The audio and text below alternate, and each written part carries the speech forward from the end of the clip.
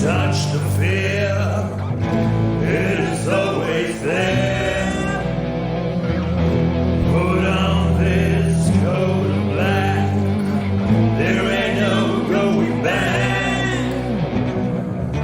In the tower, you can bring your pain. Hello everyone, and welcome back to the Black Tower Podcast, a Wheel of Time podcast.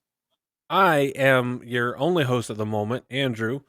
There is a slight chance that Daniel and Josh may be joining us at some time. Daniel is dealing with two people that have decided they want to live the rest of their lives together, aka a wedding party. And Josh has been shopping and dealing with all kinds of potential things in his own house. We know the last time that Josh was working on renovations in his house, well, he came across a package of ancient condoms. So who knows what he has found now. The last Snapchat I saw from him said, "Oh God, no, please, why?" But do not fret. You don't have to deal with just my voice this time. We have some fantastic guests. And in fact, this is a part 2 to a crossover episode. So you may be wondering, where can you find part 1 at? Well, a fantastic guest that we have. Would you like to tell the people who is involved with and where they can find part 1 of this crossover episode at? All right. I am Shame, and I am here with my husband, Deng. Our other co-host, Nospo, is not here tonight, but the three of us make up the Weed of Time podcast. We're based off of SoundCloud, but we find it on Twitter. Twitter has links to everything, but yeah, we're on iTunes, everywhere. You found your way down to Podbean from SoundCloud. Yes. The link to part 1 of this episode is probably in the episode description. Actually, I think we talked about that, but you can find it on our Twitter. Based on what I'm seeing in the outline, our episode will be coming out 2 days before this one, so that actually works out really well timing wise. Yeah, and that's us. We're the Weed of Time podcast. We get stoned and talk about Robert. Yeah, Jordan. I suppose I should say what we do. Yeah, we smoke weed legally because we're and talk about the Wheel of Time, and we eat. Don't believe them. They smoke it illegally. They live in Texas. Just kidding. And yeah, I don't think that Deng could pick the hoser accent that he slips into well enough to be from Texas. I'm just saying. Yeah, fair enough. But yeah, hoser wouldn't come out. We smoke weed in Canada. We smoke weed, hey. But no, and guys. Then we're going out for a party. No, don't even start with it. Anyway, we're stoned in but no, podcast. Forgive us now. But do you guys have each have your own Twitter account? Yeah, we do have our own Twitter accounts. So I'm the Shame of Tarvalon. Oh, and it was there you go. I was about to say, if anybody wanted to follow your own Twitter accounts, what would they be? So mine is the Shame of Tarvalon. Deng is I'm at Dengist. That's DENGIST _con_. Yeah. Con it's is such a long story. KHAN. I hope most people knew that one. Hopefully, fingers crossed. And Nospo is WOT, no spoilers, because she has not finished the Wheel of Time series yet, which makes our podcast very interesting. She has just finished Winter's Heart. Mm-hmm. Ooh. She's had a very... So she has seen the cleansing of Le Taint. Seen the cleansing, but I'm really, really just excited for her to find out what happens to Tylan. True. She's going to feel very... She has that. It's right at the beginning of the next book. It's not in Winter's Heart. So when you tweet at the Weed of Time podcast, make sure that you talk about things that are pre what Tylan deserves. From the Twitter. It's fine. Yeah, we don't even let her. Well, I say deserves, but I don't think any human being deserves what happens to Tylan. Yeah. But you get what I mean. Yeah. It's a little vindication-y. So, yeah. But yeah, you can tweet. So it's interesting. Yeah. We keep Expo off the Twitter so that she's not exposed. There's a reason her name is No Yes, Spoiler, exactly. You are which I'm not gonna lie, like accidentally. so. We've already said this is part 2 of a crossover Yep. episode. It wasn't until about 15 minutes into part 1 that I fully understood why her name was No Spo. Oh, I'm for like, no spoiler. the entire time I'm just like, what do you mean no spo? And I'm like, no spoiler, like, and with that, like, as accurate as the phrase was, I was thinking like car spoiler, like she cannot go over 60 miles an hour or she flips over on the highway. Like, Oh, jeez. if you've ever felt dumb in your life, amplify that by 10, and that's me when I realized, like, oh, I meant no spoiler for the Wheel of Time. Jesus Christ. No Spo can't go on the 401 because if she goes 100K, she's gonna Flip flip. over. Jesus. Well, you know what that means, Hmm. right? It means we have to do a guest episode all over again with No Spo, wherever she is at the time, so that she isn't left out from being a guest. Because, like, if I can ever stop coughing, that'll be edit it out. 1 second. No, Sorry. you're Like we good. said, 60-year-old man with a long history of smoking. That's what the coughs are today. I don't even have a long history of smoking. Jesus Christ. No, the 60-year-old man. Or maybe I should. The 60-year-old man that you're. I feel like a 60-year-old. I feel like I'm about an 80-year-old man mentally. 20, the decline is sharp. It really Like, is. I wake up, I'm sore all the time. It's like, and then Deng's One of those things like getting sore even earlier than I was getting sore. His bones are. So it's one of those things like growing up in the US, it used to be once you turn 18, you could buy cigarettes, and then they changed that. So now you have to be 21. As Right. it's 19. And at the same age, you can buy handguns, Yeah. you can buy alcohol, all that kind of fun stuff. And I was like, oh, this is the prime of my life. Little did And I joined the military, and I very quickly realized this is not the prime of my life. This is like the dish underneath the grill that catches all the grease part of my life. That's how it feels. And now I'm 26, and I swear to Jeebus, I feel like I'm 58. Honestly. My back's fucked, my throat's fucked, and not in the fun way. It's just all downhill from here. And Like, the knees. you guys have it nice because you're married, and it's like, oh, I have somebody to lean on to make sure this isn't too crazy. And I'm just sitting there like, We can do potatoes. together. We don't have to attract anyone new. We can just. I mean, don't get me wrong. I give no effort to attracting anyone new. I'm like, you accept me as I am, or you're not worthy. I'm like a fucked up ghetto version of Mjolnir.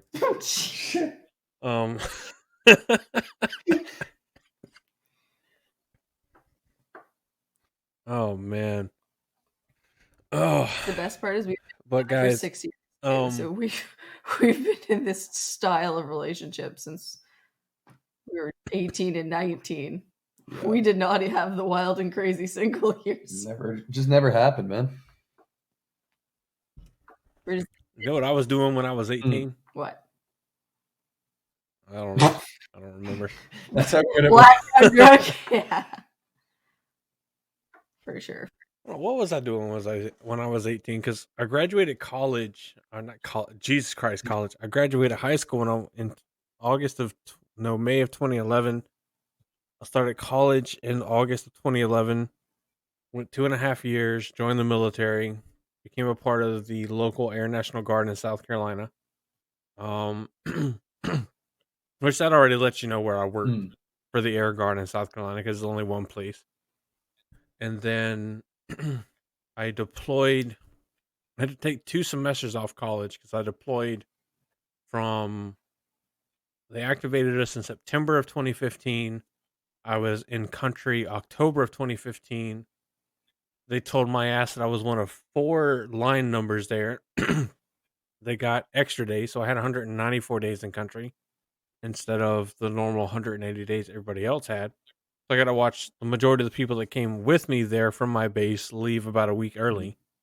And then they were like, all right, radiation material safe. You can go back home.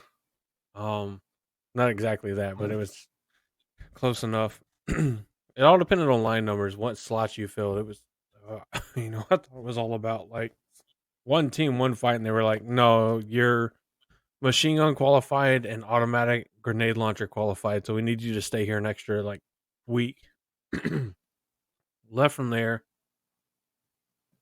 came back home, and when I came back home, I completely forgot what started this conversation was about. Yeah. Why is my memory so bad? Yeah. I honestly couldn't tell you. We've been going on a lot of weird tangents tonight. Yeah, we were just introducing ourselves, yeah. though. I think we got there, didn't we? Yeah, we finished that section. We can move on, probably. Close enough. We know Like names. when I'm listening back in like the recording, I'll sit there and be like, "Oh, you're so dumb." This where is you were. clearly what it relates to. Yeah, make the connections there. Yeah. Yeah, I'll make the connections there, but Get the beautiful minds anyway, going. we're not here to talk about myself. We're not here to talk about anything else other than the Wheel of Time. Now, with that, because there are so many things that happen within the Wheel of Time, there's a certain amount of warning that the listener needs. And I would love it if you two could give our spoiler warning. All right. Buckle up, folks. Strap yourselves in. Make sure you're wearing a clean pair of underwear because it is about to get down and dirty with a full spoiler episode of the Black Tower podcast, meaning that we will be talking about things that happen throughout the series up to and including A Memory of Light. Hopefully everybody's out now. Yeah. Hopefully. Leave. I'm going to say bad things. All right, Rand dies in the end. Yeah, you had your chance. Batman saves everything in A Memory of Light. Yep. Batman. The Joker shows up around the Gathering Storm. We can count on Harvey Two-Faced around the fucking Crown of Swords. Channeling Aiel Man made it all the way to Shai Al Ghul and killed the Dark One before Rand got there. Yeah. It was an Aiel Man the entire time. Someone you never even met. Could you imagine that shit the entire on the series? wrong Aiel Man the It's just like some entire random dude.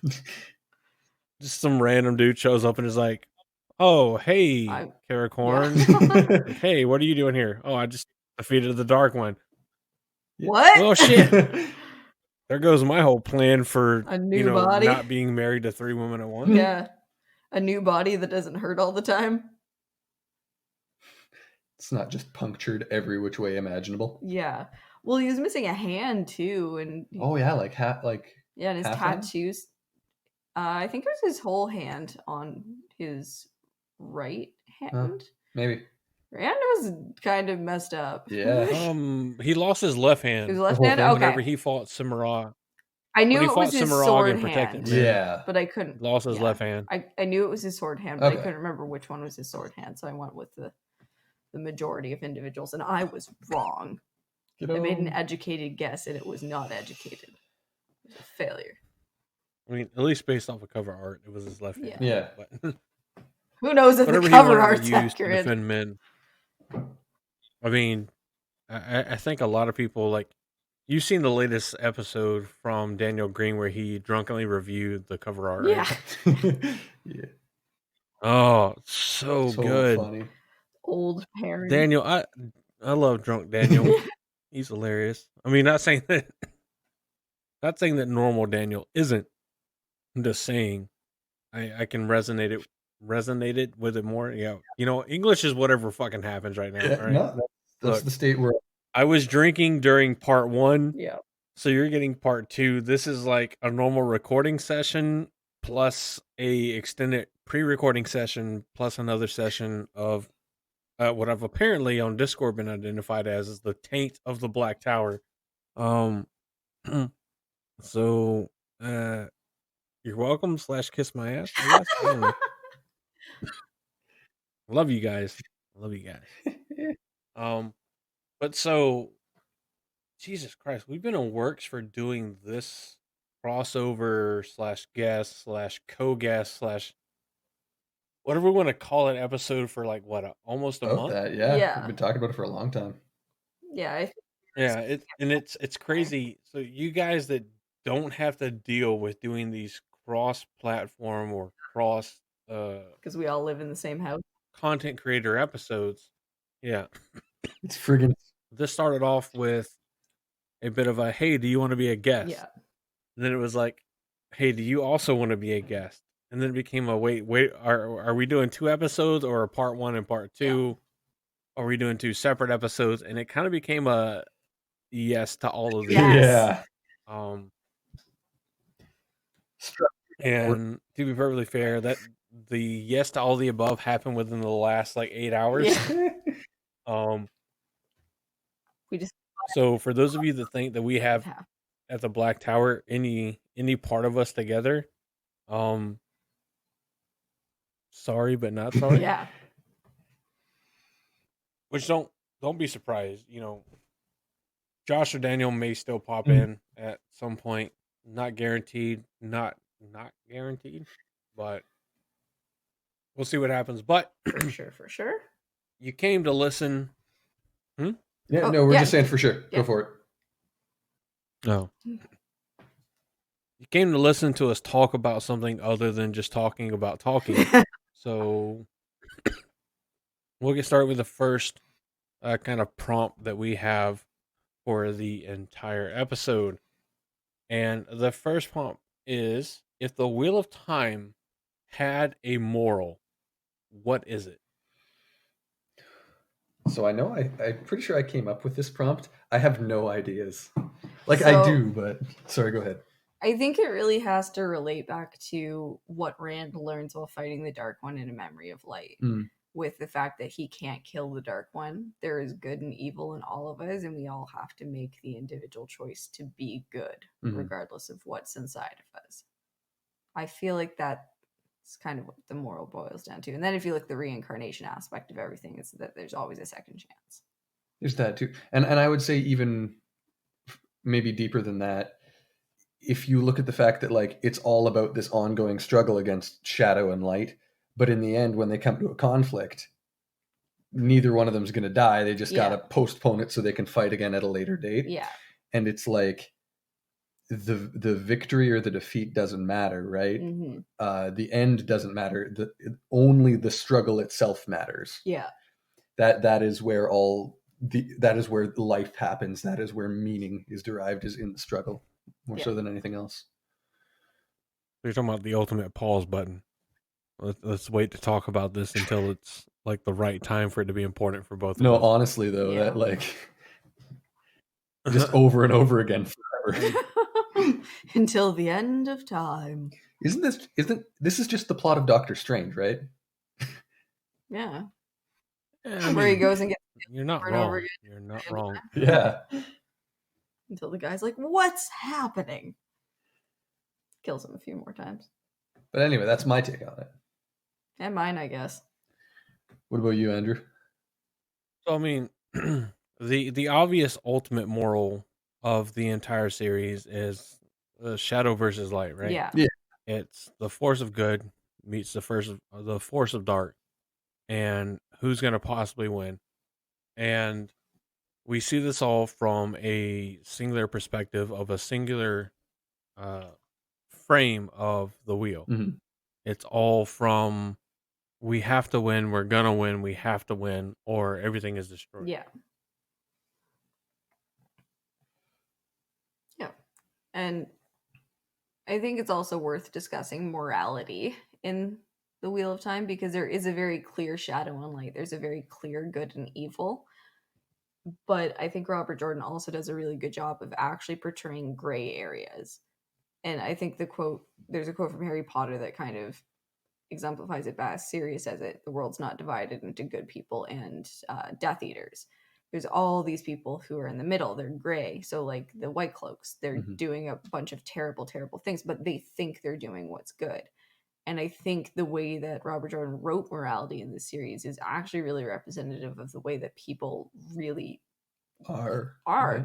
And I think there's lots of people who do bad things for what they think are good reasons. There's lots of people who do good things for what they think are bad reasons. But most people, unless they're acting out of self-interest, do believe that what they're doing is for the greater good. And I'd like to say that right there, having those gray areas and having conflict within the ostensible good side, is actually one of the enduring legacies of Robert Jordan on the genre of fantasy. Yeah. Because to my mind, in my experience, like reading fantasy, even starting with, Tolkien and then Well, Tolkien, you had it a little bit with Saruman. yeah, a little bit, right? But there was like David Eddings and Terry Brooks and like, Dragonlance in the beginning. It was all still fairly clear cut, 99% of the time, right?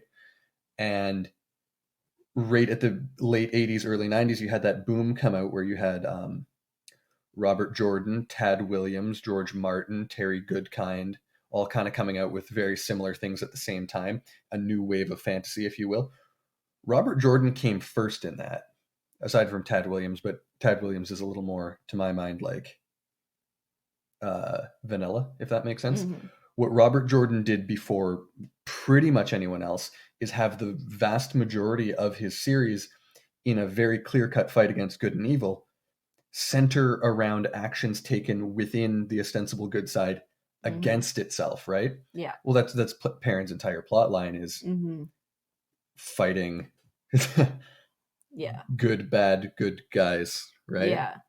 And that's become such a defining feature of modern fantasy, like Stephen Erickson and Ian Esselmont and Malazan, Joe Abercrombie in The First Law. And there's more I'm sure I could think of, but even George Martin, right? It's less about fighting a big bad than it is what you have to do to your peers in that time almost. That's something I've been thinking about a lot. Apparently. You had a lot ready for that. But that's me. I mean, I think you're absolutely right, because it's far less of a series that focuses on a bunch of battles against an overarching bad, a bunch of battles against this overarching evil, and more about a core group of people that have the right mentality, the right motivation, the right guidance or morality behind what they do for facing off against this just ever-present overarching evil that just as we go through the series gets more and more and more unveiled. Yeah, I see what you mean there. And yeah, and what I'm definitely not trying to do is say that like the Wheel of Time doesn't feature that fight against good and evil, because we do see it a lot, right?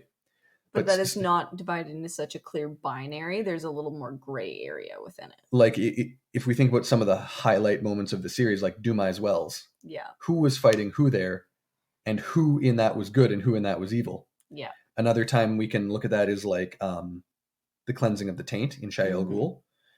How many people showed up to that and had no idea who was on? Did I said Shai Ghul? Yeah. In Shadar Logoth. So many people showed up to that not knowing who was on whose side, and people just started swinging. Yeah. And that one was more clearly defined between like the people doing it, and kind of the only people who showed up was Forsaken. Oh, sorry. I guess, and then the people who were already there. Yeah. Yeah, so no, that's so it was a little bit good and evil. And then people came to look afterwards to see what had happened, and that's how Wayne found out what happened. There we go. Like I think I talked about the White Cloaks; they're a fantastic example. We can talk about Elida. I wouldn't call Elida an evil character, but she's clearly, because she's not working for the Shadow, she's not working for the Dark One. She believes that she's serving the light, but she's doing all of these things that are fucking over the good side while thinking that she's in the right. And I think that is really representative of humankind. And I think what Deng was saying is that construct in fantasy, where it's not all the good people are kind of on one team and working together to do this, but they're instead in different camps and can sometimes undermine each other with in this larger interests fight. Too, right? With competing interests. And so that gray area was created, and I think that's what he was saying pulled into later fantasy. Oh yeah, so like you get good team 1, good team 1.1, 1.5, 1.6, 2.3. You get all these different versions of people that their ultimate goal is the same thing. They don't want Shaitan to win. They don't want the Dark One to succeed. They don't want the shadow spawn to, you know, flood over the entire earth. And the biggest problem you have is getting all of these groups with the same ultimate end goal mentality on the same side, truly fighting the same people that they all need to be fighting the entire series long. Mhm. And you know what? I think that's pretty indicative of the real world too, because we can look at examples of that sort of thing in Christianity for one Mhm. like really big example, but there's others we could touch on. But if you think about how many sects of people there are that believe more or less the same thing, but have so many disparate opinions on how that should be achieved, how that should be practiced, what the ramifications of it are, that you've got so many literally conflicting groups. And Mhm. that's, I don't know, it's how the real world is. And Robert Jordan put it in a Knights and Dragons story. And it was Yeah. really important to me, you know? And I think that the fact that that was introduced in this series made the agreement that Rand made at the end necessary. Yeah, yeah. You could not have predicted a calm continuation of society, I think, in the wake of Rand's death without the Dragon's Peace. No. I think without that, there just would have it would have been reduced to infighting again, and things would have still been crap. Mm-hmm. Well, because I'd agree. And then you even get to parts where, you know, they're like, hey, if you don't include the Sean chain, if you don't include the IL, Yeah. you know, the groups that you think are going to be fine after this, then, well, ultimately, everything you've worked for is going to fall apart. Mm-hmm. So, you know, you're going to have Avienda saying you need to include the IL, and then Moraine coming in, and all these other groups coming in saying, you know, there's this other group, the Sean Chan have to agree. Yeah. All these people have to agree to these prescribed notions of stop here, don't do here. This is what we're fighting for. Mm-hmm. And everybody has to give some sort of concession Yeah. for it to be sufficient. And here's my question. If they had said no, do we think that Rand would not have actually gone to Shai Al Ghul? Because that's what he was offering. He was saying, in exchange for me dying in Shai Al Ghul, because we know I'm going to die, wink, wink, you have to sign this for me or I won't do it. If they hadn't signed it, do we think he wouldn't have done it? I don't think he was actually ever not going to do it. Yeah. Because, like, I don't think so either. because, well, no, I just mean if they had initially said no, Mm-hmm. okay, I'm the dragon, I'm the only one who can do this, so maybe rethink your answer. Yeah. And they say, no, we still won't do it. And he conjures 10,000 death gates and charges up balefire in both hands and says, maybe you should think about doing this. Yeah. I'm the most powerful. Or just Taviran. Or just Taviran as well. But he's also the most powerful person alive. And you can only say no to that for so long. So he could have coerced a Dragon's Peace. Maybe it wouldn't have been as effective, though. Yeah. If he had to, like... Well, people would be much more willing to break it if they didn't sign it of their own volition. Right, exactly. We were coerced into this. Now he's dead. Do we actually have to follow it? Yeah, exactly. Yeah, and then you get a whole lot of, you know, well, so-and-so's relying on it, so let's rely on it. Mm-hmm. You have all these different organizations and groups that are saying, you know, well, we signed this, we agreed to this, our ancestors agreed to this, so, you know, maybe we should too. Yeah. It becomes a cultural aspect at some point. Yeah, it gains cultural legitimacy for sure. But yeah, and I think our discussion on like those gray area conflicts kind of lends credence to my theory that if there's an overarching moral to the Wheel of Time, the Wheel of Time. Oh God, I do that so much. I'm so sorry. If there's an overarching moral to the Wheel of Time, it's that what's important is the struggle itself, not the end, right? Which is why Robert Jordan focuses so much on Elaine's politicking, on Matt trying to make deals in taverns, and why we see Rand struggling so much within himself. It's because those are the places we get meaning. And we also see that on, like, the entire meaning of Egwene's plotline is like the fight between here's the split White Tower and here's the or the Saladar Yeah. White Tower and the Tarvalon White Tower. Yeah. How do I bring these together? How do I bring these together? But here's the thing. She's on the side of the Saladar ones, right? Yeah. The Saladar ones aren't good. Mm-hmm. The Saladar ones also aren't evil. Yeah. The tower is also not good. The tower is also not evil. There are blacks in both camps, right? Yeah. And it's not about one of them winning, but it's framed that way. You know what I mean? And the end doesn't matter, but us seeing that whole struggle does matter. Yeah. That's my logic there. Okay.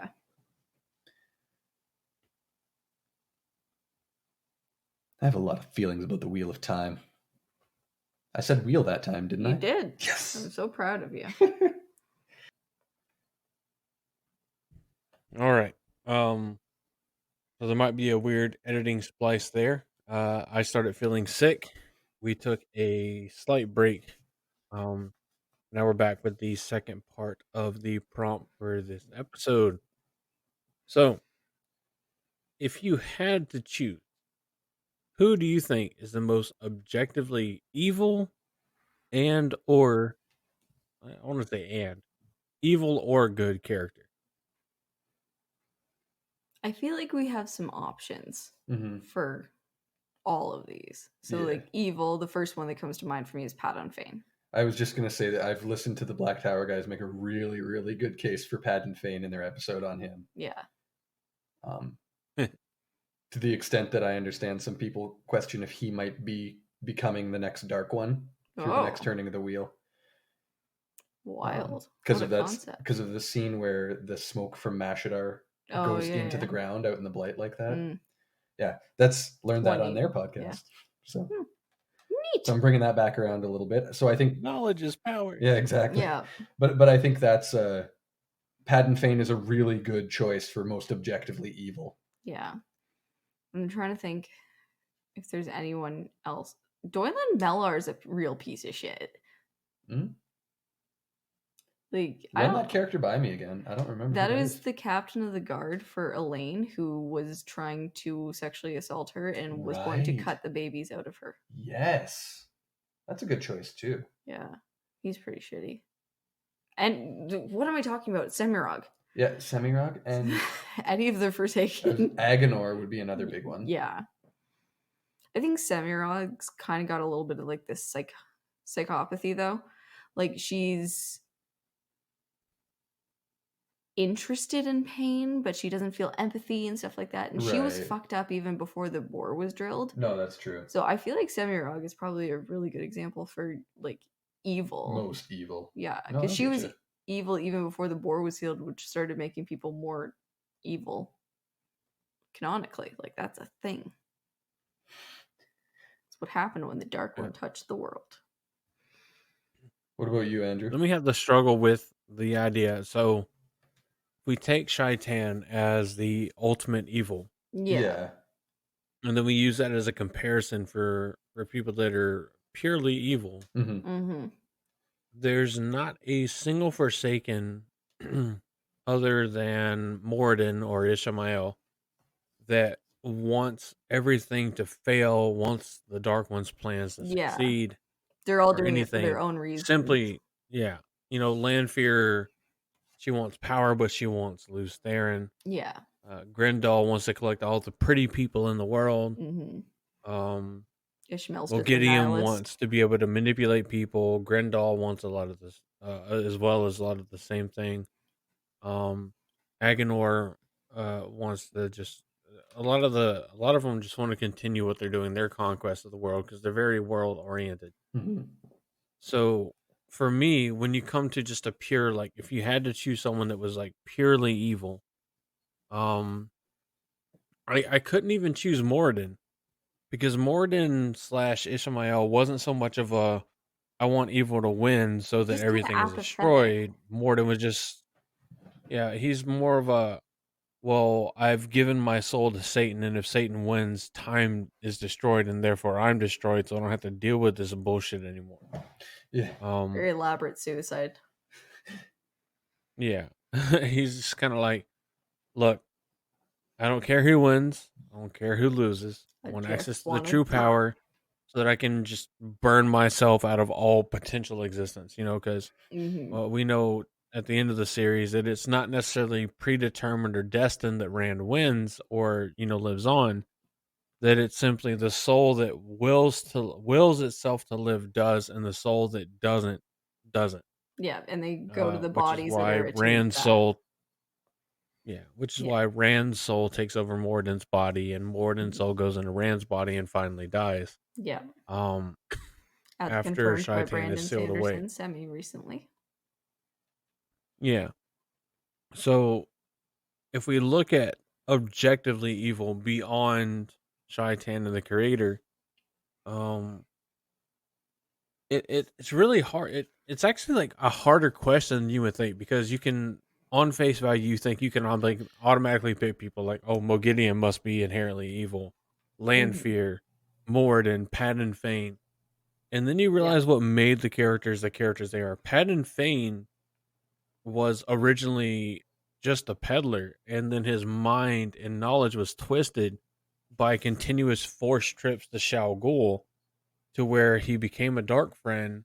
Well, he was a dark And friend then, before that, and then because well, yeah, the he interactions he was, brought, but so he was never truly the innocent. Extent, That's the fair. extent to which, though. Yeah. That's fair. He was a dark friend Yeah. for whatever reason. I mean, we see characters that become dark friends because their family are the ones at danger, and they're forced to support the shadow. Yeah. But we don't get to see the reason behind why Padden Fane becomes a dark friend. But the Padden Fane that we meet, even in the Two Rivers, and then it becomes abundantly apparent once we see him in Whitebridge, is a dark friend whose mind has been severely warped, twisted, erased, and remade time and time and time and time again, to where you could reasonably make the argument that it's not even a human mind anymore. That it's, take somebody that has PTSD, and keep them locked in that situation perpetually where they got the PTSD, and do that for what they feel is an eternity, and the only escape they have from it is to do what you want, and that's when they get peace. And even then, with Padden Fane, we see his growing lust to destroy Rand and Matt and Perrin, translating to a desire to still kill Matt and Perrin, but to chiefly destroy Rand, to the point that results in himself absorbing at least a part of Mashadar. And then we get to see, Ogdeath and Ogdeath and what's his third form? No, it's not Ogdeath, it's Morden. Yeah. Yeah, it gets Ordeth and then Mordeth. Mordeth. Something like that. And Ordeith. Yeah, Ordeith. Oh. Yeah, Ordeith, because he's Ordeith is the one that's working with the White Cloaks that ultimately is responsible for the murder of Perrin's family. Between some of the names, especially Mordeth and Ordeith. So even someone like Padden Fane is the product of just evil twisting his mind and enforcing his memories, and just making him worse and worse and worse and worse. And then he, gets combined with Mashadar, that just makes him worse beyond anything the shadow could do. Because you're frequently told that Mashadar is something that's evil but not created of the shadow. Yeah. Well, and I think that's kind of that logic is why I think Semirog's a really good candidate for this, because she was evil before there was evil, so deep innately in her soul. She wasn't twisted, she wasn't socialized to be this way, she just was. So I think she's a pretty good candidate for there, but I definitely get what you're putting down for Padden Fane. Everyone's a product of their circumstances, and it causes you to behave in certain ways. Isam is a really good example of that, considering where he was raised. He's a truly evil character, but you think about the fact that he was an infant dumped in this place where he was, afraid he was going to die every day, and you have to feel for him a little bit because of the circumstances that he was put in. Man, we could tie that back to the nature versus nurture, couldn't we? Oh, yeah, we could. Oh, buddy. Listen to part 1 if you haven't listened to it yet. We talked about that. But I guess that's a necessary discussion to have had if we're going to be talking about who's good and who's evil, right? Yeah. It all ties together. It's all a part of the master Oh, plan. yeah. Because good and evil to me would be a conglomeration of actions, right? Yeah. Acts of good and acts of evil.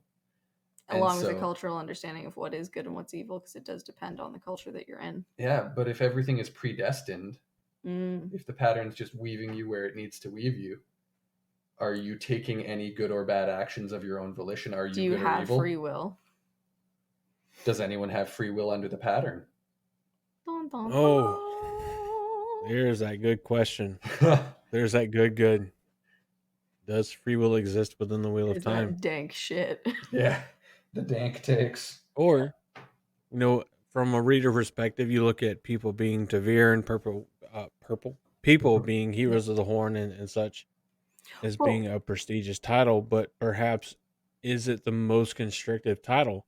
yeah. Is it only going to be the people like the farmers that Matt and Rand encounter on Mhm. their way to the Four Kings and to Camelin? That have There's free only going to will. be those ancillary characters that actually have free will. Does Ingtar only have free will Yeah. because of the choices he makes, because he's not central to the pattern? Yeah. Does Rand actually make his own choices to be where he is and do what he does Mm-hmm. to be ready for the last battle? Does Matt, does Perrin, does Moraine, do these characters that need to do certain actions that result in the success of the light, do they have free will? Yeah. And even if they did, do they no longer have free will after each one is exposed to certain knowledge points about either trend in history or their their destiny? It's kind of the same argument made for the Marvel universe, Doctor Strange. Yeah. After he sees the one reality in which they win, does he actually have free will in how to act, or is he forced by what he knows to act in ways that will foster the one way they can win? Yeah. For sure. So maybe the answer to the question of who's the most good or evil character in the Wheel of Time is it's complicated. We haven't even talked about good yet. Yeah, because it's just the same old issue on the other side of the spectrum, right? Mm-hmm. Who Tinkers. embodies good? Is there somebody that? So I think the key phrase here is objectively. Yeah. I think tinkers. Is there need to be somebody considered that is objectively evil or somebody that is objectively good? Well, why would you count the Tinkers, Shane? for objectively good? Yeah, Because they cause no harm. And then but in refusing to take up any means of violence, aren't they allowing things to happen yeah, sometimes? your point. They're neutral at best. No, They you're never right. once stopped the Trollocs from burning down a city But they or still, attacking a city or establishment. yeah, but they still strapped infants to their chest to save them from it. Yeah. I don't think pacifism necessarily results in inactivism Mm. I don't think in all circumstances. being passive, I don't want to say pacifist, but that acting in the way the thinkers, I don't think it's inherently either way. I don't think it's evil or good. Mm-hmm. Mm-hmm. And there's I think almost their that other actions connotation make that them good. neutrality, there's almost that connotation that neutrality means good. Mhm. And it doesn't. Not necessarily always. There are certain But if times we where think being about neutral like is their good, certain willingness to times where take in being neutral is strangers, bad. feed strangers, Yeah, taking care and of that's the children perfectly of two fine. rivers, like I said, and for those Yeah. examples, I think those other things push the balance towards good. Okay. Yeah, and that pushes it towards good. But I don't want, personally at least personally, and feel free to feel differently as I always encourage and to tell me I'm wrong. I'm perfectly for it. But neutrality is not always a good thing. Switzerland being neutral during World War II and just letting, Nazi Germany do whatever it wants, to me is not a good thing. Oh no, No. fully agree. I mean, that's real world versus, Wheel of Time world.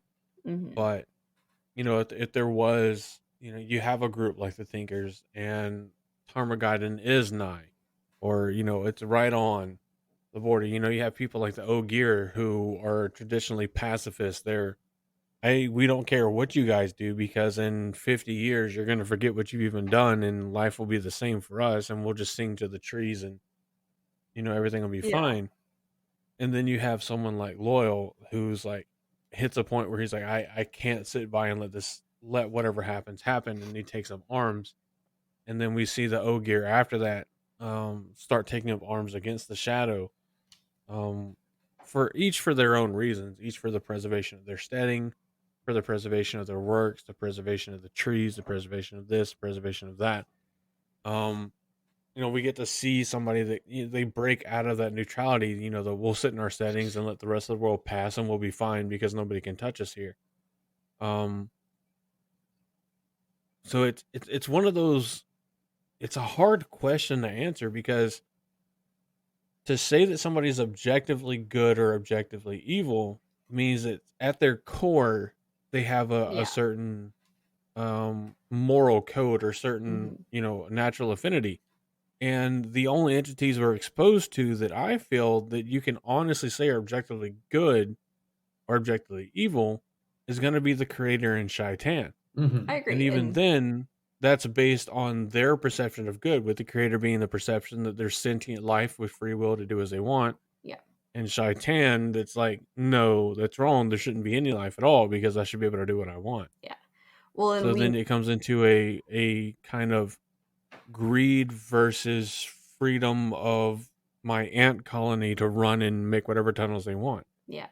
And we know about the free will having to be a necessary part of life. I know we were discussing it earlier because that's the main thing that stops Rand from attempting to kill the Dark One, is he sees that people require free wills or life is kind of meaningless. And I think also with the objectively evil, objectively good character, there is no objectively evil, fully evil, or objectively good, fully good. Like, if we, for extreme examples, look at the representatives of the creator and Shaitan on Earth, we have Rand and Moradin. Rand is not entirely good. Rand has done terrible things. Ishmael is not entirely evil. There's, I'm sure, probably good things that he's done at some point in his life. Like, he was a baby once and probably was not the worst. But all the innocent people Rand killed when he balefired Grendel's palace, obviously they were all compulsed to the nines, but that was still objectively evil. That was a bad thing to have done. He killed innocent people, things like that. There is no, I think, objectively evil or objectively good character in the Wheel of Time, because it's all about how you're a combination of both of those things, and what you choose to do with it is what matters, tying it back to the moral almost. Yeah, I mean, I'd agree. So, like with the example with Rand and Grendel, it's, would he have done more good seeking her out individually and balefying or belfying? Yeah, that's the thing. We're gonna get rid of Bellfire. It's belfying. Yep. Would he have done better going in and fighting through the the area to find her directly and getting rid of her directly, or is what he did a mercy to all of the people that were under her control? Were they all bell-fired back to where the end of their life, as far as they can tell it in time, was something under their own control? Yeah. Or was it just simply a fairly evil thing to do, to just erase entire segments of life for... I think knowing the damage that it could have done to the pattern and the fact that it could have ripped the fabric of reality apart makes it evil. And I also think it was ineffective, considering the fact that he did not successfully kill Grendel. I mean, at least he killed the Forsaken. Not a good one. Yeah, it's still helpful, right? Incrementalism. The incognito one. Yeah. Why didn't he just carry around bottled Mashadar and just release it? Do you think Mashadar would go in a bottle? I don't think it would. It would, unless it was like, ooh, cozy, it's a fort. And then it's like, could you collect tendrils of Mashadar in a bottle and just unleash it somewhere, and it would just spread, trying to recollect into its feel like original if you were a person who could do that, you would make a bonkers amount of money. Can we huff Mashadar? No, because if it touches you, it kills you. Hell yeah, best high. My point is, you'd have to be so skilled. Did you just say hell yeah, best high? Yeah, best high, getting dead, Jesus. Ugh, Have you ever like been dead but like not been dead? Bro. sleep. Just I mean, practice so dead. you get all these like gray and off-white angles of objectively good and evil, yep, good and evil, You're either good good and or evil you're an throughout the eagle. series. Where it's yeah, where so the thing is the Dark One is considered the ultimate evil because he wants to destroy time, and that means we don't exist. Mhm. You know, if Yeah. you put yourself in the series, that means you don't exist. You don't get free will. You don't get to do this. You don't get to do that. And the creator is deemed objectively good because the objective of the creator is, you know, kind of like the Christian tradition. Let's create this species, this thing that lives, that can make the choice to praise or condemn us or whatever. Mhm. And then you have people within it that act in, you know, more than 50 shades of gray. Yeah. Um, that maybe what they do is something really good. Maybe what they do is really bad. Um, you know, it, I don't think it's a question that can honestly be answered. No. But at least I it's fun to don't talk think that about. beyond the creator and shitty Shaitan, I don't think there's any characters that you can talk about that are objectively good or evil. Yeah. Mm. Are there Everybody at evil least and good has. characters? Yeah, but like, Yeah, no, everyone's everybody got has at least a aspects. little bit of the other one in them, and what defines you is the choices that you make. Yeah. Yeah, I mean, because you know, even Lanfear, her whole thing isn't let's destroy the fabric of space and time. You know, there's points where she even looks at Rand, or as she calls him, Luz Theron, Mm. Mm-hmm. and says, you know, our powers combined, we are Captain Fuck Shaitan. Yeah. And she's like, you know, Shaitan we is a can mean take it for over. that. We can control space and time. We can make the world in our own image what we want it to be. Mm. Um, and you know, it's kind of the joke that I made on Twitter a couple of days ago, where I tweeted back at Ran by Default with like Will of Time inspired lyrics based on the song Imagine, from Lanfear's point of view. You know, her whole thing isn't, you know, let's take over, you know, everything just because we can. It's, you know, I love you so much that I would love to just roll all of eternity, you know, with you, and let's make everything in the way we want and do what we want and be what we want. Um, is it greedy? Yeah.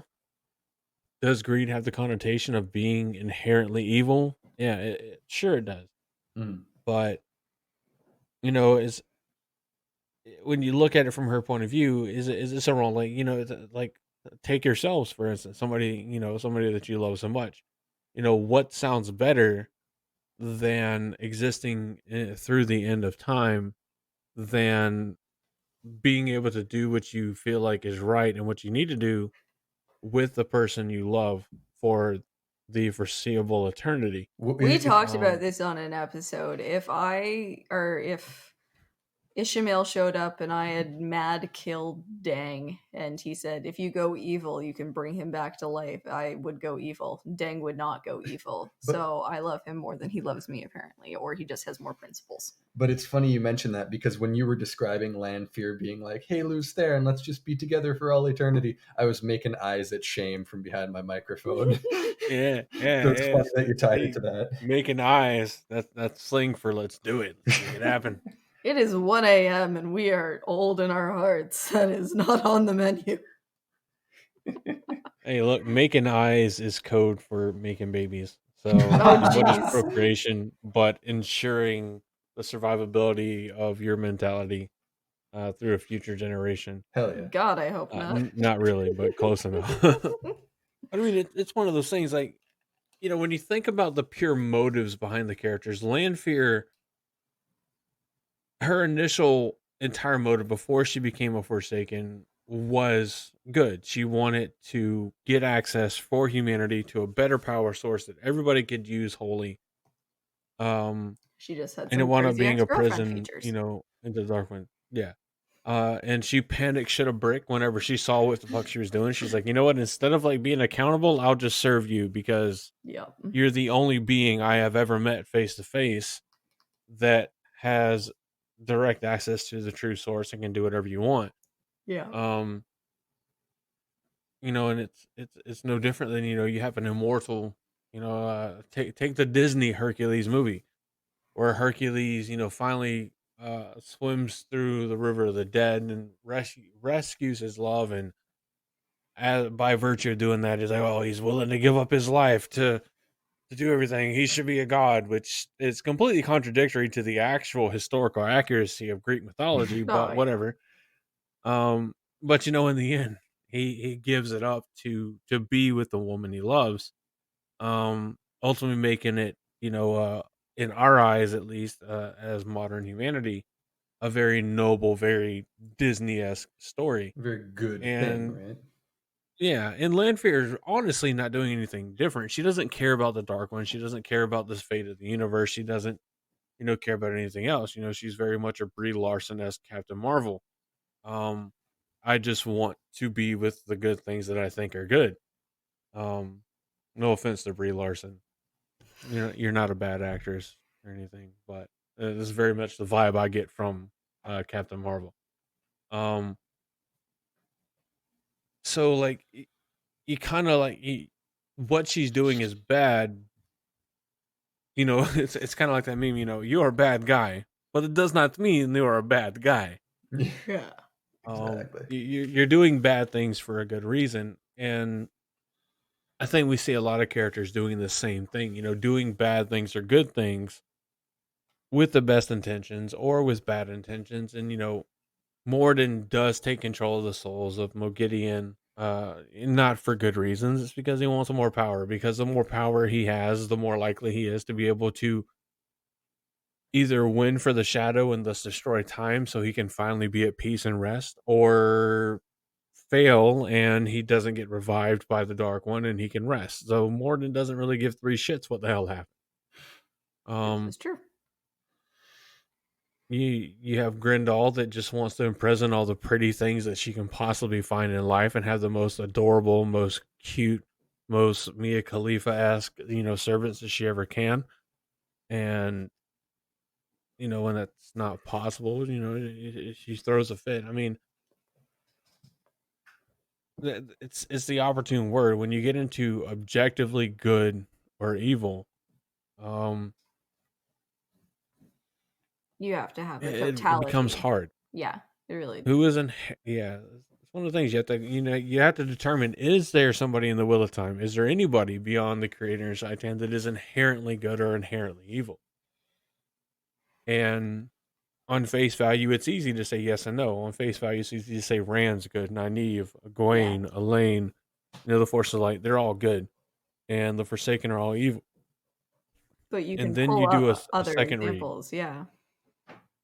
Yeah, then you do a second read, Mm-hmm. or you read beyond just the words that are on the page, and you start putting together people's history, and you're like, well, yeah, Lanfear's evil, but she's evil because she was researching something trying to benefit humanity and then lost the love of her life. I can kind of resonate with that, so it doesn't seem so bad. Yeah. I mean, think about it. If you're sitting there researching a new energy source and it winds up being detrimental to humanity, you've seen like the newer Godzilla movie. When you got No. the American wife and husband that are working in the nuclear plant. No, we Nah, haven't seen. we don't that. watch new movies. It's actually really horrible. It's not even a new movie anymore. It's like a year and a half old. Yeah, no, Yeah. we decided a few years ago we kind of couldn't afford to go to movies anymore. We're saving I up for mean, a house. Yeah. just watch them on the computer. But basically, the premise of the early part of the movie, because it doesn't ruin anything for the movie Yeah, for no, you. go for it. Other than, I mean, you can see it obviously, like when you watch the movie. The wife, she puts on her suit, runs through some area, and winds up getting to a point where she's like, "Hey, there's too much radiation. I'm gonna die. The suit doesn't protect," and she sacrifices her life for it. Um, And you know for a fact that if you put yourself in her husband's shoes, that if somebody was to whisper in his ear, "Hey, do this," and I'll bring her back to life, he Mhm. would do it in a heartbeat. Mhm. Oh yeah. You know, at the moment. Um, and there's just so many people that are like that. I mean, you know, even Rand, you can consider Rand when he's sitting in the Stone of Tear and he's literally trying to force somebody back to life, and it's such a gruesome scene, right? Yeah. Mhm. Where it's like, oh, she's flopping around and blood squirting everywhere, and you're just like, Jesus Christ, dude, stop. Yeah. Mhm. Just And it just seems like such a wrong thing to do. But you look at the mentality behind Rand, and he's not trying to flop a dead body around. He's not trying to mount a new head on the wall. He's feeling so horrible that he couldn't stop somebody from dying that he's literally putting every ounce of power he can into bringing them back to life. Yeah. No, for sure. Absolutely. And it's just not something he can do. So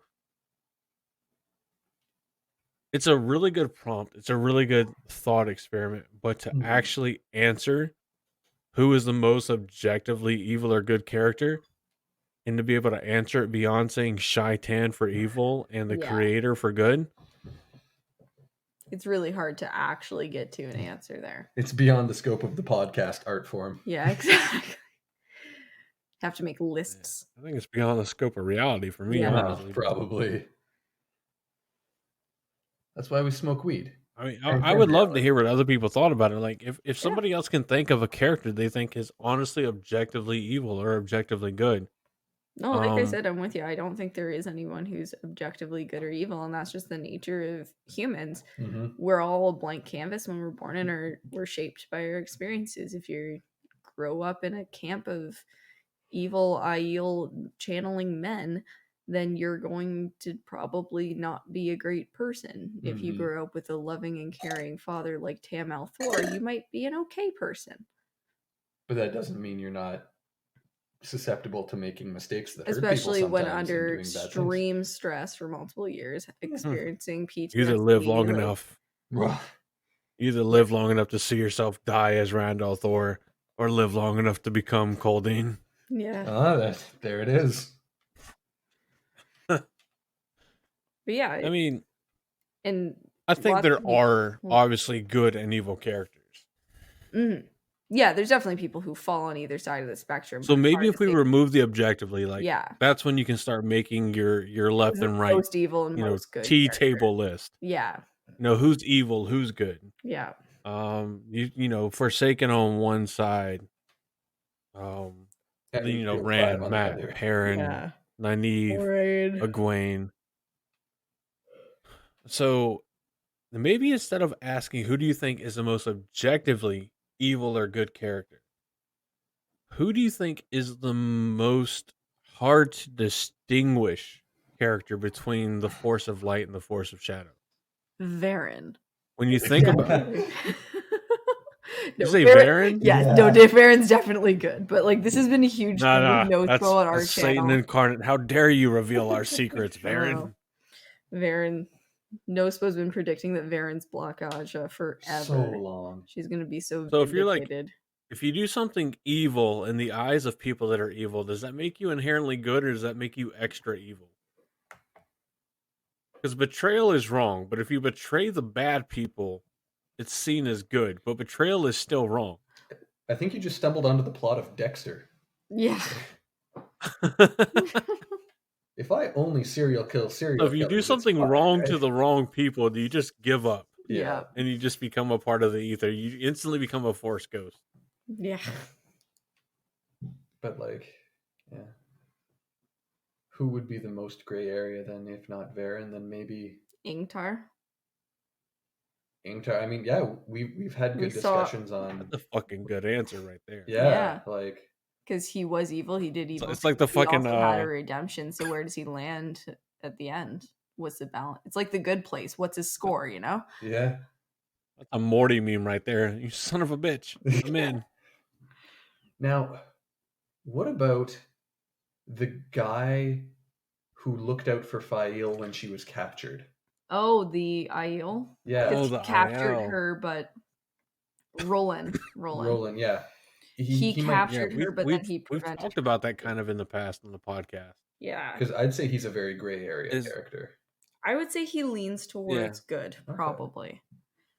I Probably. think the character himself is good, Yeah. Okay. but I But he's also done bad cannot. things. I also cannot blame Perrin for doing what he did. No. For the sole fact of the matter that Perrin had no idea, and for the simple fact for the readers, we had to spend 2 fucking books waiting for the fucking shit to fucking happen. Yeah. No, like, Yeah. I don't think either of us think Perrin was in the wrong there, but No.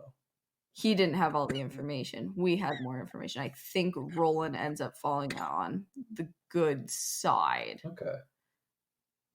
And then Roland and Perrin just met in a really bad situation where it was unclear as to who was the good guy and who was the bad guy. Yeah. And who was protecting Fail from Yeah. whom. But Perrin's big. I will and strong. protect your wife from you, but she's my wife. Yeah, exactly. She's my wife. That's my wife. Yeah. That's my Bulma. Yup. Which is funnier if you've seen Dragon Ball Z. Fair enough. Alas, still no. One day you will understand the sacred text. One day, someday. The sacred Jedi text. Ugh. Someday when I have time. I don't have any time. But yeah, unless anyone has any other thoughts on that. think we No, I think that's about all I have to think about it. Yeah, Yeah. no, sure. That's eventually it just becomes like big brain meme, and then the brain can't expand anymore. yeah. What is good and evil? Oh god. It's Don't a even social start. construct.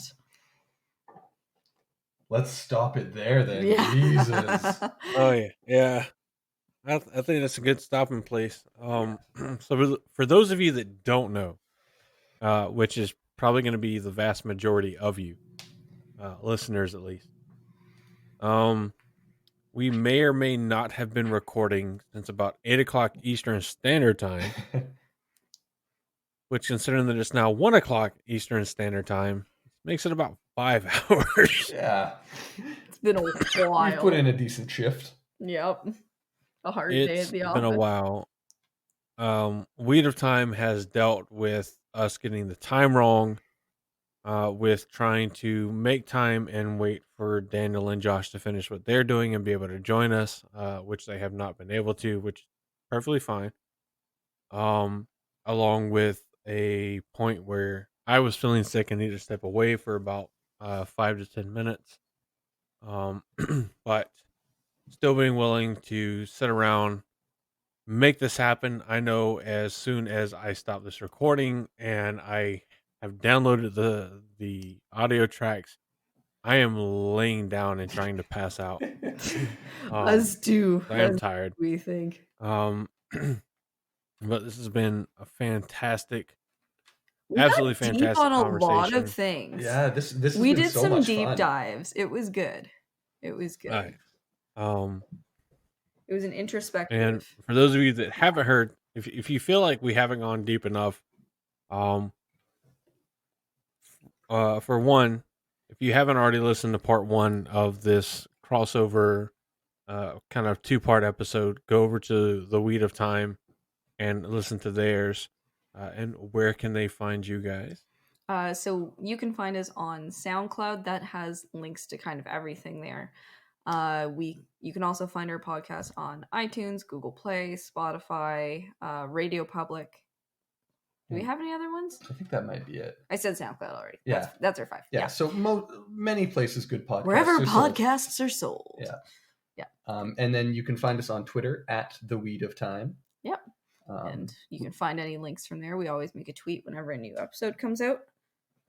Which actually, starting I think this upcoming week, we're going to Yeah. be putting out extra episodes. We're increasing our output. So if From you liked what you every heard, other week to 3 weeks Ooh. on, 1 week there's off. going to be even more coming now. So that's Yes. fun.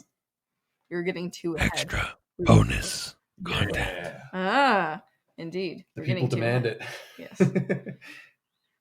What people? And if you would like to avoid trying to type stuff in, you can check out this episode's description at blacktowerpod.podbean.com. and there will be links to the Weed of Time's Twitter, as well as well, whatever your listed hosting site is. Yeah, Yeah. one of I those. know you've said it, Sure. and just that quickly, my brain was like, "Fuck you! You're not gonna remember." That's fine. We'll talk about it in But there will be Discord. links. Yeah. Yeah, there will be links in the description for this episode to get in contact with the Weed of Time podcast, as well as get over to their core hosting platform or site or whatever we can most adequately discover to get you as many links as possible to deal with them. Heck yeah. For sure. I do have a fantastic Discord, which we do encourage you to join. We do try to retweet out your Discord link every chance we get. Thank you. There's some fantastic discussions that go on there as well. But definitely go listen to part 1 on their hosting site through the Weed of Time. It's pretty good. Pretty good. Quite enjoyed it. More deep dive. Unfortunately, Daniel and Josh could not be with us through part 1 or part 2. Daniel got stuck dealing with a wedding that went many hours beyond what he expected. And Josh got stuck in husbandly duties. And by that, I mean being in the store, not in the bedroom. So don't think the wrong thing. I'd get Let's the just say fact the last thing I would saw from him was on Snapchat. Yeah. The last thing I saw from him was on Snapchat about the bathroom he's been remodeling, I believe, with the caption of "Oh shit." So It's going well then. the man has been busy. Yeah. Yeah. As always, you can find us at blacktowerpod.podbean.com and our hosting site, and through there you can find links to our Twitter, Discord, our Patreon, the merch store, all that fantastic fun stuff, and you can find that as well in the episode descriptions. And I just want to jump You in. can reach us. Sorry, Go ahead. if I could jump in for 1 sec, I'd just like to say to the Black Tower and Andrew, thank you so much for having us on. We've had a lot of fun tonight. Thank you so much for doing this with us. And then back to you. Anyway, I just wanted to get that in. Oh no, the Canadians, we have to pleasure's be on mine. The pleasure.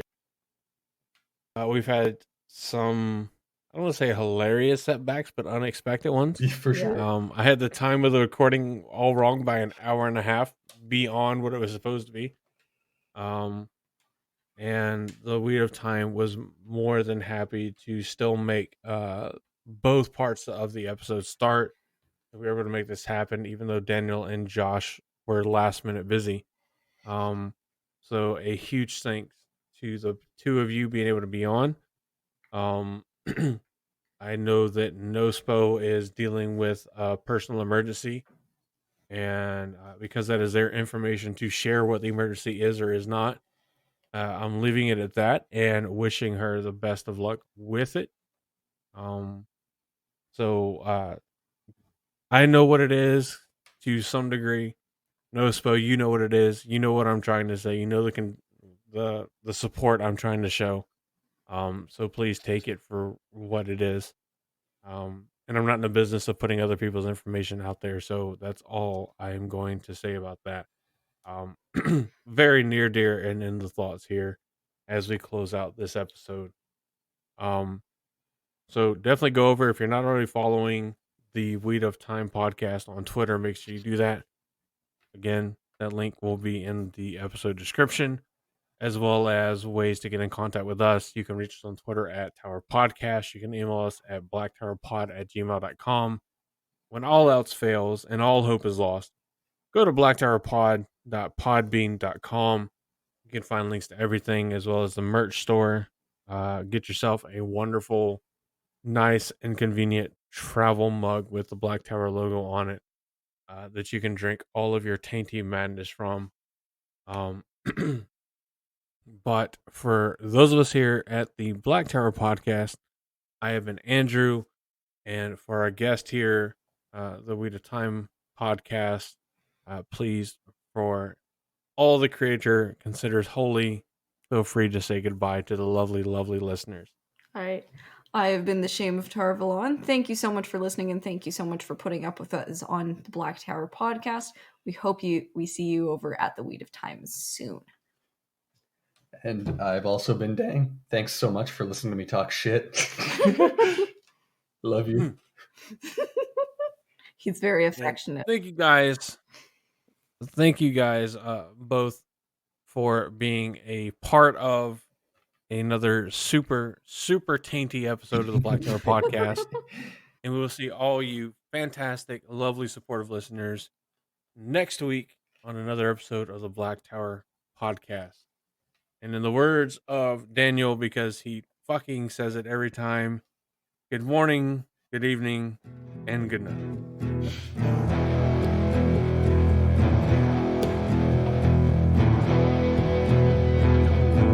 You've been waiting for this moment, for this feeling to grow. In the shadows, always watching, always running the show. In the tower, you can bring your pain. In the tower, you can feel the strain. You've been having so much trouble just fitting in. In the tower, we can help you. We will make you sing. In the tower, you can bring your pain. In the tower, you can feel the strain. Reach out, touch the fear.